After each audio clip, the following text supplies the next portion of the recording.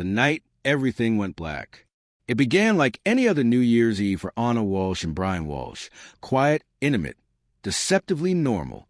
Their elegant coastal home in Cohasset, Massachusetts was dimly lit. Soft laughter echoing in the foyer, the aroma of dinner still lingering in the air. The clock struck midnight. Outside, fireworks cracked and glowed over the New England shoreline. Inside, the world seemed at peace. But by early morning, peace turned to nightmare. Friends and family would later say Ana and Brian had celebrated the arrival of 2023 together. A dinner, some drinks, light conversation about taxes, court dates, and the fragile dream of a stable family life. Their 3 young sons were asleep upstairs. By around 1:30 a.m., a friend left. Ana went to bed. Brian stayed behind to clean the kitchen, methodically stacking dishes, wiping countertops, humming softly, an ordinary ritual of domestic routine. Some hours later, Brian climbed the stairs and entered the bedroom. The room looked as it always did. Soft pillows, Anna's favorite cashmere robe hanging on the closet door, the small frame photograph of their children on her nightstand. Yet something was wrong. He nudged her gently, then harder. No response. He shook her shoulder. Nothing. Anxiety turned to panic. The house, one sanctuary, felt claustrophobic. He flung open the blankets, rummaged through sheets, fear cascading through him. He realized Ana was gone, or so he claimed. By dawn, the bed was empty, the house silent. No note, no sign of struggle, just a terrifying void. Days later, when Anna's colleagues in Washington, D.C. reported her missing, she never showed up for work, never answered calls, never boarded a flight. The nightmare only deepened. The police searched the Walshe home, scoured their computers and phones, and pored over every detail of the last hours. What they found shattered the veneer of innocence. On multiple devices, a laptop, tablets, an iPhone record showed a flurry of disturbing searches beginning in the early hours of January 1st, 2023. Search queries like, how long before a body starts to smell? Best way to dispose of a body? Hacksaw best tool to dismember?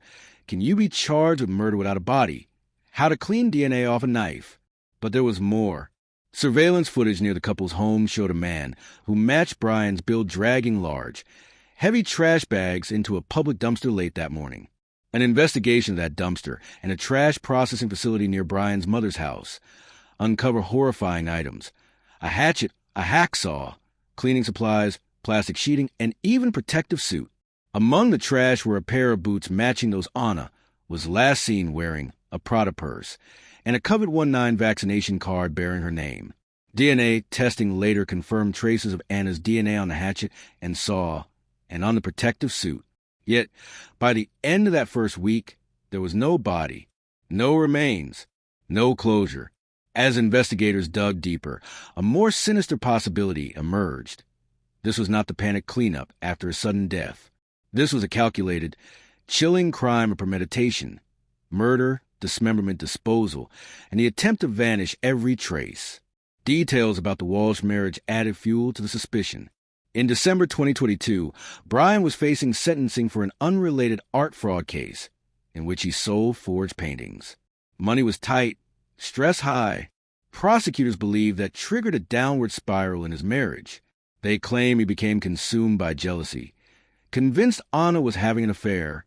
According to court filings, Brian, or perhaps his mother at his direction, even hired a private investigator to follow Ana, and he reportedly pored over social media account of a man she was acquainted with.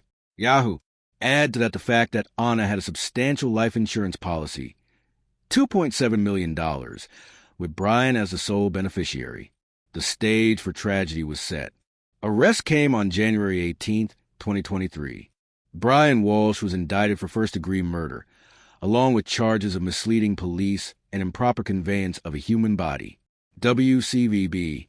In court, the prosecution painted a vivid tapestry of guilt. The search history, the DNA evidence, the dumpster bags, the discarded clothing, all pointing to a man who planned, executed, then tried to erase every trace. The defense, however, offered a starkly different version. Ana died suddenly, unexpectedly, in their bed. Unexplained death, they said. A terrified Brian panicked. Rather than call authorities, he made a disastrous decision. He disposed of her body, hoping to spare their 3 children a traumatic discovery. He pleaded guilty to the lesser counts, disposing of a body and misleading investigators, but insists he did not kill her. On December 1st, 2025, the jury was seated. Opening statements began. Prosecutors promised to prove premeditation. Defense warned jurors not to rush to judgment. NBC Boston. Yet despite the mounting proof, one question loomed over an empty grave. Where was Ana's body? And then, just when it felt like there could be no worse twist, investigators made a discovery that changed everything. A second set of trash bags from a different dumpster, tagged during processing as belonging to the Walshe home, thrown out around 5 a.m. on January 2nd, just hours after the first load. Inside, a pair of children's shoes, and a small piece of plastic, the lining from the trunk of Brian's SUV. But that wasn't all. Under the plastic lining was a faint trace of blood. The forensic team extracted it, but the lab was still processing results. As the courtroom held its breath, everyone braced for what the DNA might show. Because if it matched Ana's, it would mean her body was driven away in the family car that night, long before the bags appeared at the dumpster. The entire case, once built on absence, on disappearance, on what was not found, suddenly had a pulse. And that pulse told them this was no panic. This was cover-up. As the judge called for a recess, Brian stared blankly toward the gallery. His eyes flickered, for just a moment, caught between fear, regret, and something darker. And just like that, the quiet hum of the courthouse air conditioning felt ominous. Because if the DNA matched, then he had done more than dispose of evidence. He had erased a life. And the question was no longer whether she was dead. It was whether her killers would be stopped before she vanished from memory entirely. But when the DNA results come back, when they unlocked the secret hidden in those plastic linings, what they discovered next would shatter everything you thought you knew about this case. The DNA results came back quietly, almost deceptively ordinary in the sterile hum of the forensic lab. Yet the moment the lead investigator glanced at the screen, his face went pale. The trace found in the second set of bags, in the SUV lining, matched Ana Walshe. It was undeniable. She had been in that car, alive or dead, that very night. Detectives retraced every movement Brian had made since that New Year's morning. The timeline revealed something chilling. Between 2 a.m. and 5 a.m., surveillance footage picked up his SUV moving in loops around the neighborhood. No obvious stops, no obvious purpose. But when investigators examined nearby dumpsters, street cameras, and neighbors' accounts, a horrifying pattern emerged. Brian had spent those early hours meticulously distributing pieces of evidence, shuffling and concealing, as if performing a grim ritual. Inside the Walshe household, the investigation intensified. Police discovered Ana's personal effects, a favorite necklace, her journal, small keepsakes from her children, meticulously placed in corners of the house, untouched. Nothing in the home suggested a struggle. No fingerprints except Brian's. No sign of forced entry. Forensic teams concluded the crime scene had been staged with chilling precision. Someone had wanted to appear like Ana, had simply vanished. Detectives soon uncovered a digital trail that was even darker. Brian's internet activity escalated in the hours after Ana disappeared. He had searched how to dispose of a body without a trace, renting a storage unit for illegal purposes, vacuum sealing human remains, and even best ways to burn evidence undetected. Every query added a layer to the sinister image painted by prosecutors, a calculated man, obsessed with erasing every clue. Yet there was more to unravel. Friends and neighbors revealed inconsistencies in Brian's behavior leading up to Ana's disappearance. He had been unusually secretive about his phone, his computer, even his art dealings. Co-workers mentioned that he seemed unusually tense, distracted, and occasionally evasive about weekend plans. And several weeks before Ana vanished, he had purchased a large storage locker in a neighboring town, claiming it was for archival art projects. Investigators would later search it and find nothing. But the empty locker was still considered suspicious, a staging ground, perhaps, for something meant to never be discovered. Meanwhile, the children's well-being added another layer of urgency. The three boys, ages 5, 8, and 11, had witnessed little but felt everything. Friends and family reported that Brian's demeanor around them shifted, alternating between perfunctory affection and a cold, clinical detachment. Detectives noted that the children's emotional state could provide indirect insight into the household environment, possibly even hints about what happened that fateful night. Courtroom revelations heightened the tension. Prosecutors brought forward the private investigator Brian allegedly hired to surveil Ana. The PI testified that in late December, Ana had started planning a surprise for her family, a small vacation, and had spoken about refinancing their mortgage. Brian, according to the PI, seemed increasingly agitated by her optimism, her independence, almost resentful.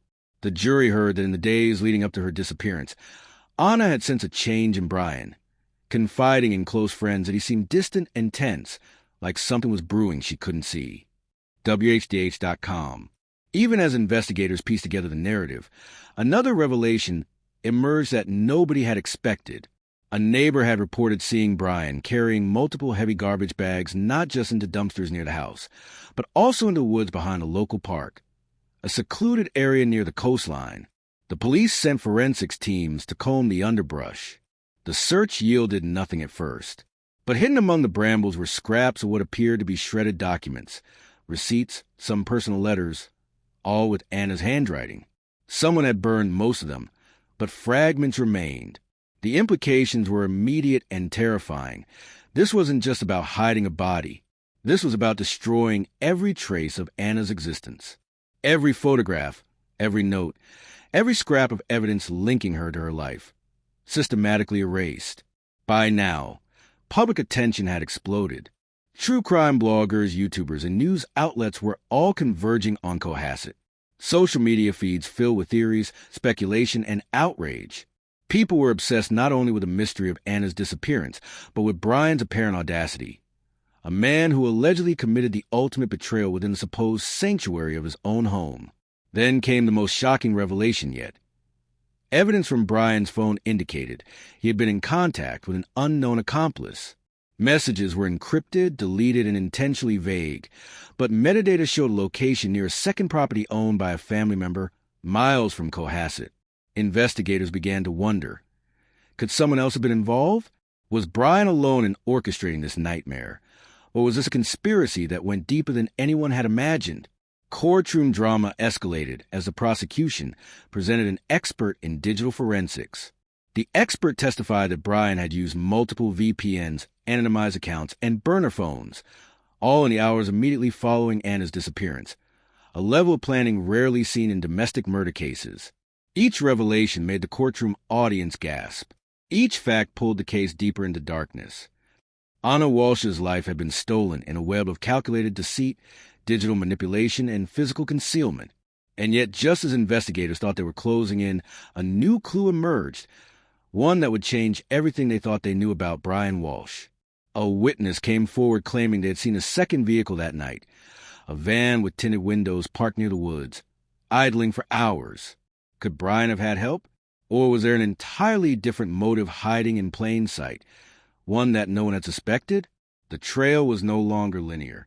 It twisted, darkened, and grew more dangerous by the hour. And the realization struck everyone. If the investigators were wrong, or if evidence had been tampered with, the truth might never surface. Because in this case, every shadow could hide a clue or a lie.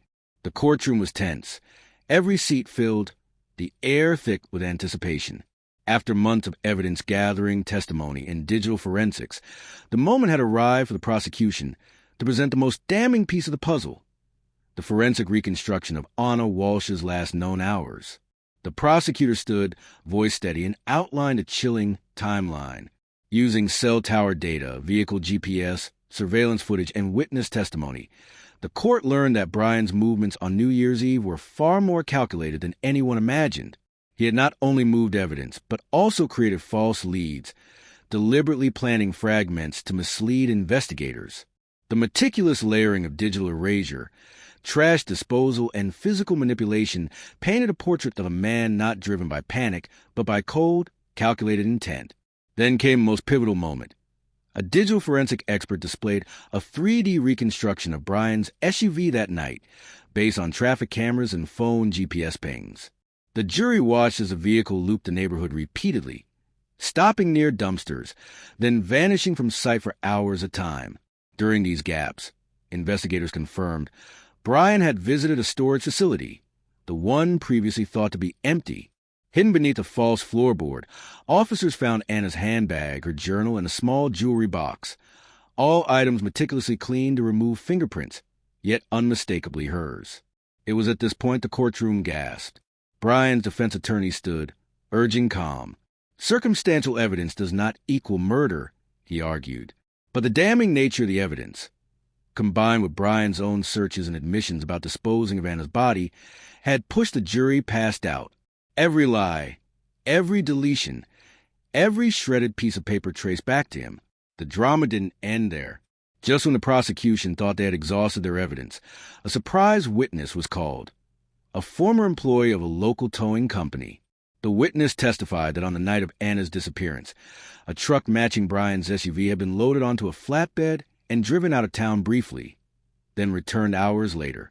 This suggested a final, secretive disposal attempt, possibly moving a body or materials to a remote location. The revelation sent shockwaves through the courtroom. As the trial neared its climax, Brian's demeanor changed. What had once been a composed, detached man now seemed tense, restless. Jurors noted his subtle twitching, his hands gripping the podium when speaking.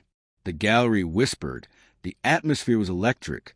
Then came the twist no one saw coming. During cross-examination, the lead detective revealed that while tracing digital data, investigators found a mysterious encrypted message on Brian's phone, one that had been sent hours after Ana's disappearance to an unidentified recipient. After decryption, the content stunned everyone. Brian had not acted alone. The message referenced a final placement, implying someone else had physically assisted in hiding Ana's body. The courtroom erupted. Could this mean another person had been complicit in the crime? Could Brian have manipulated someone else into carrying out parts of the murder, or had he planned a scapegoat from the beginning? The defense scrambled, but the evidence was mounting. Days later, the prosecution unveiled a forensic breakthrough. Soil samples found in the SUV's trunk, previously thought generic, were analyzed with microscopic precision. The results indicated that Ana's body had been transported to a location with highly specific mineral content, a secluded riverbank miles from the nearest public road. Investigators rushed to the site, equipped for a full-scale recovery. What they found was devastating. The remains were minimal, largely reduced to fragments, but DNA confirmed Ana Walshe. The meticulous work Brian had undertaken to erase her existence had failed in one crucial way. Science had caught up with deception. In court, the jury was presented with the evidence of premeditation, concealment, and the methodical, calculated steps Brian had taken to eliminate Ana from existence. The chilling effect was immediate. The spectators, jurors, and even seasoned court reporters felt the weight of a crime executed with terrifying precision. The defense's attempts to argue panic and accidental death fell flat. The level of preparation, from the search histories to the layered trash disposal, to the hidden storage locker, to the SUV GPS manipulation, spoke to premeditation beyond reasonable doubt. The case, once focused on a mysterious disappearance, had transformed into a story of meticulous murder. As closing statements concluded, the courtroom was silent, heavy with anticipation. The jury retired, leaving the gallery tense. Weeks later, the verdict was announced. Guilty on all counts. Brian Walshe was sentenced to life imprisonment without the possibility of parole. His calculated deception, his betrayal of family, and the horrific methods he used were now part of public record. Yet the final, haunting twist came months later. While reviewing unsolved cases in the region, law enforcement discovered additional evidence linking Brian's accomplice, the mysterious recipient of the encrypted message, to other disappearances previously unsolved. Investigators realized the web of manipulation may have been broader than Ana's murder alone. The case that had captured the nation's attention was only one chapter in a potentially larger narrative of darkness. For the families, for the children, and for the community, the story of Ana Walshe would never be ordinary again. Trust had been shattered, innocence stolen, and a man once believed to be a devoted husband revealed as a cold, calculating predator. As the courtroom emptied, whispers echoed in the hallways. They thought the killer was behind bars. But 3 months later, another disappearance in the same area hinted that the darkness might never fully be contained. The story of Brian Walshe ended in conviction, but the chilling realization remained. Evil can hide behind the most ordinary of facades. The case became a national lesson in suspicion, digital trails, and the terrifying lengths some will go to erase a life. And if you think this story was intense, just wait until you dive deeper into the shadows lurking in seemingly safe neighborhoods.